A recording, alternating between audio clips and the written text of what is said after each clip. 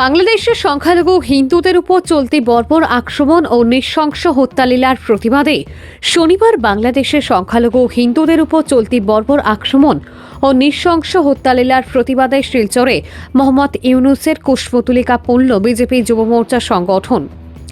এদিন শিলচর জেলা বিজেপি কার্যালয়ে যুব মোর্চার কর্মকর্তারা এক প্রতিবাদী মিছিল বের করেন। বাংলাদেশের বর্তমান উপদেষ্টা ইউনুসের বিরুদ্ধে অহরহ মুর্দাবাদ স্লোগানে গর্জে ওঠেন প্রতিবাদকারীরা।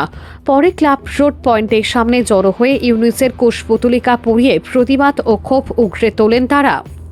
গত পরশুদিন কিভাবে এক নির্মম যুবক 30 বছরের যুবক দিবুদাসকে হত্যা করা হয়েছে, একটা কুচক্র, এটা কট্টর ইসলামপন্থী যে মানসিকতার যে কিছু মানুষ আছে বাংলাদেশে, যারা অস্থির করে তুলেছে পুরো বাংলাদেশকে, সেই কট্টরপন্থীরা, কট্টর ইসলামপন্থীরা, ওরা একটা নির্দোষ ছেলেকে মিথ্যা অপবাদ দিয়ে সে ছেলেটাকে টেনে মেরে হেঁচড়ে করে ওকে গাছে ঝুলিয়ে ফাঁসি দিয়ে দেয় এবং মৌলবাদী চিন্তাধারা, মৌলবাদী আদর্শে ওকে ফাঁসি দিয়ে ওকে জিন্দা চালিয়ে দেওয়া হয়।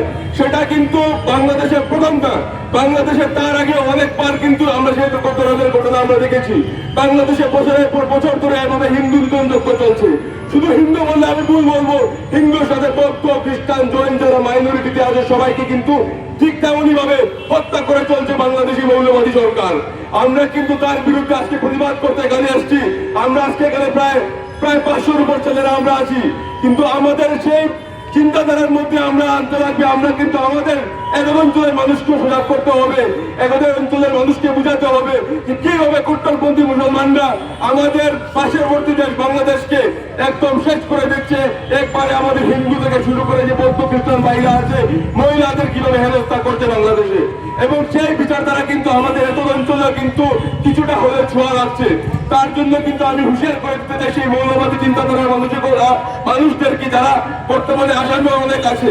আমরা দেখেছি বন্ধুগণ, সে কোটা শুধু বাংলাদেশ হলো, সেই বিচারধারার মানুষ কিন্তু পৃথিবীর প্রত্যেকটি অঞ্চলে কিন্তু ছড়িয়ে আছে। 3 দিন আগে 4 দিন আগে কিন্তু আমরা দেখেছি যে সিডনিতে, অস্ট্রেলিয়ার সিডনিতে সমুদ্র সৈকতে কিভাবে আমাদের সেই খ্রিস্টান জিউস ভাইদেরকে কিভাবে গুলি করে সেই কট্টর বিচারধারার মানসিকতার মানুষগুলো গুলি করে হত্যা করেছে। সেই বিচারধারা শুধু ভারতবর্ষ, বাংলাদেশ এবং স্বীকৃতি নয়, পুরো বিশ্বে কিন্তু সেটা কিন্তু ছড়িয়ে পড়েছে। সেই ইসলামিক কট্টরতার বিরুদ্ধে সমগ্র পৃথিবী কিন্তু আজকের দিনে চলছে, এবং সেই কট্টরতার বিরুদ্ধে কিন্তু আমরা সবাই আওয়াজ তুলতে হবে। এবং বিশেষ করে আমি সেই মৌলবাদী, সেই যে ইসলাম কট্টরপন্থী যারা আছে ওদেরকে হুঁশিয়ার করে দিতে চাই, এবং ইসলামপন্থী যারা আছেন, ইসলামিক যারা আছেন, যারা ইসলাম ধর্মাবলম্বী, তাদেরকে বলতে চাই যে আপনারা এগিয়ে আসুন এবং সেই 10 থেকে 15% যে ইসলাম কট্টরবাদী যারা আছেন ওদের বিরুদ্ধে আপনারা রুখে দাঁড়ান।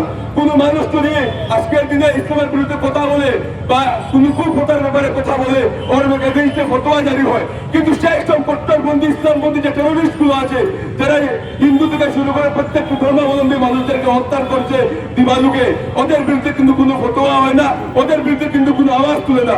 ইসলামিক স্কলার যারা আছে ওদেরকে কিন্তু সেই জিনিস বুঝতে হবে। সেটা কিন্তু সামাজিক মাধ্যম থেকে শুরু করে নিউজ চ্যানেলের মাধ্যমে সেটা আপনারা প্রচার করুন যে ইসলামে এই ধরনের কোনো যে কট্টরবাদী সেই বিচারধারা নেই, এবং সেটার বিরুদ্ধে কিন্তু আপনারা এগিয়ে আসতে হবে। না হলে কিন্তু পুরো বিশ্ব আজকের দিনে কিন্তু সেই ইসলামিক কট্টরতার শিকার হচ্ছে এবং তার বিরুদ্ধে কিন্তু আওয়াজ তুলছে। আমি বেশি কিছু বলবো না, কিন্তু আমাদের আজকের দিনে আমরা যারা আছি, আমরা কিন্তু আমাদের পরিবারের যে ভাই বোন থেকে শুরু করে প্রত্যেকটি মানুষের মধ্যে সেই ইসলাম কট্টরপন্থীর ব্যাপারে কিন্তু জানাতে হবে, বুঝাতে হবে। কারণ